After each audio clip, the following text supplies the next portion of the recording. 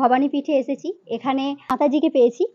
তো মাতাজির কাছ থেকে আমরা জেনে নেব যে এই আশ্রমটার ব্যাপারে আপনি বলুন। এই আশ্রম 50 বছর প্রতিষ্ঠিত হয়ে গেছে। এই আশ্রম প্রতিষ্ঠা করেছেন আমার গুরুজি শ্রীমৎ স্বামী অসীমানন্দজি মহারাজ। হ্যাঁ, এবং উনি আজ 5 বছর হলো দেহ রেখেছেন। আশ্রম চালানোর ভার এই শিষ্য ভক্ত এবং আমার উপরই দিয়ে গেছেন। এখন আশ্রম শিষ্য ভক্তরা সবাই সহযোগিতা করে আশ্রম চলছে। এবং আমি মানে গুরুজি দেহ রাখার পর আমি 2-1 বছরের মধ্যে পেয়ে যাই আমার অমিত চ্যাটার্জি বলে গ্রামের এক দাদাকে। আমার খুব গীতা, গুরুজি তো গীতা, যেহেতু যোগী পুরুষ ছিলেন, গীতা তো ওদের প্রিয়। তো আমি গীতা শেখার জন্য, আরো নতুন করে শেখার জন্য, করার জন্য খুঁজছিলাম, মনে মনে খুঁজছি যে কোথায় একটি ভালো আমার আচার্যদেব পাওয়া যায়। তো যাক, আমার অমিত চ্যাটার্জির সাথে পরিচয় হলো। তারপরে আস্তে আস্তে পুষ্পা মিশ্র বা দীপঙ্কর বাবার সাথে পরিচয় হলো, নিয়ে আমাকে বললো এরকম গীতা আমরা পড়ি, আমাদের যোগ আছে স্কুল, তো তুমি ভর্তি হও। হ্যাঁ, আমি খুব খুশি। তারপরে আমার এই গীতার আচার্যদেব ভৈরব চট্টোপাধ্যায়, ওনার সাথে পরিচয় হলো এবং চলছে ভালোই। এবং শ্রদ্ধেয় আচার্যদেব সত্যিই খুব সুন্দর। হ্যাঁ, ওনাদের মানে ভাষায় প্রকাশ করা যাবে না যে উনি কত, ওনার শিক্ষাটা উনি যতটা আন্তরিক সহকারে যথেষ্ট শেখান, সুন্দর শেখান এবং সেটা আন্তরিক এবং তার মধ্যে একদম পুরো নিষ্কাম, যেটা গীতায় আছে নিষ্কাম, যেটা গীতায় আছে আসক্তিহীন, উনি সেটাই। এবং উনি আমার গুরুদেবকেও চিনেছেন যে অসীমানন্দজি কি, সেটাও চিনেছেন। আর আমি গীতার আচার্যদেবকে পেয়ে এবার গীতার আচার্যদেবের সাথে জড়িয়ে যে শাখা প্রশাখা এই গীতার শিক্ষার্থী, যেমন মানবী, যেমন আনুমণি, যেমন পুষ্পা, যেমন আরো সব, এবং গীতার আচার্যদেবকে গীতার স্কুল পেয়েছি এবং আরো সব সাথীদের পেয়ে আমি খুব খুশি। এবং আমার আচার্যদেব ভৈরব চট্টোপাধ্যায়ের আগ্রহে সুন্দরভাবে চলছে আমার আশ্রম এবং গীতা ট্রাস্ট যোগ অফলাইন স্কুল। হ্যাঁ, অফলাইনে স্কুল আছে, অফলাইনে স্কুল আছে। উনি অফলাইন স্কুল করে দিয়েছেন আমাদেরকে।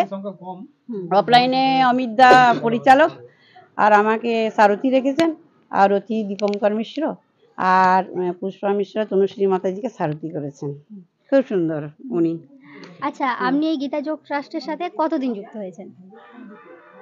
1 বছর। হ্যাঁ, 1 বছরই গুরুজি আচার্যদেব অনেক উন্নতি করে দিয়েছেন। 1 বছরে আপনি গীতা কতটা পড়েছেন? 1 বছরে গীতা আমার আচার্যদেব যেগুলি পড়িয়েছে 1 বছরে 2-3 অধ্যায় হয়েছে। যেমন ভক্তিযোগ, যেমন প্রথম অধ্যায় অর্জুন বিষাদ যোগ, তারপর গীতার দ্বিতীয় অধ্যায় সাংখ্যযোগ। এবার তৃতীয় অধ্যায় শুরু হবে।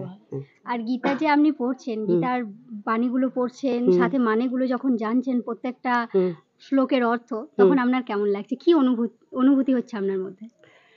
অনুভূতি সেটা তো ভাষায় প্রকাশ করা যায় না, যে কতটা উনি দয়াময় এবং কতটা মন থেকে পাওয়া যাচ্ছে, আনন্দ পাওয়া যাচ্ছে, এবং কতটা পাওয়ারফুল গীতা এবং কতটা আনন্দদায়ক, এবং কতটা অনুভূতিপ্রবণ, এবং যে প্রেম এবং ভক্তি সহকারে পড়বে সে তো ভাষায় কিছু বর্ণনাই করতে পারবে না গীতা কি জিনিস, এবং ভগবান শ্রীকৃষ্ণ কি পরম দয়াল, কি তার করুণা, সেটা কেউ ভাষায় বর্ণনা করতে পারবে না। আর যোগের সাথেও কি আপনি যুক্ত আছেন?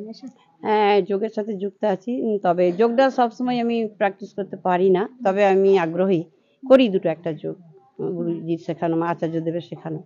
জপযোগ তো আছে, যোগের নাম জপ শ্রেষ্ঠ, জপযোগের তো মাতাজি যোগা জিজ্ঞাসা করলাম। তো এবার আপনার কাছ থেকে আমরা আপনার পছন্দ অনুযায়ী একটা শ্লোক শুনতে চাই। হ্যাঁ, শোনান আমাদেরকে। ইয়ৎ করসি ইয়ৎ স্নাসি ইয়ৎ জুহোসি দদাসি ইয়ৎ তপস্যসি কন্তেয় তৎকুরুষ্য মদর্পণম। যা অনুষ্ঠান করো, যা যজ্ঞ করো, যা তপস্যা করো, সব আমাকে সমর্পণ করো অর্জুন। খুবই সুন্দর, অসাধারণ। মাতাজির পাঠ আমাদের শুনে খুব ভালো লাগলো। চলুন আমরা আরো অনুষ্ঠানের দিকে এগিয়ে যাই।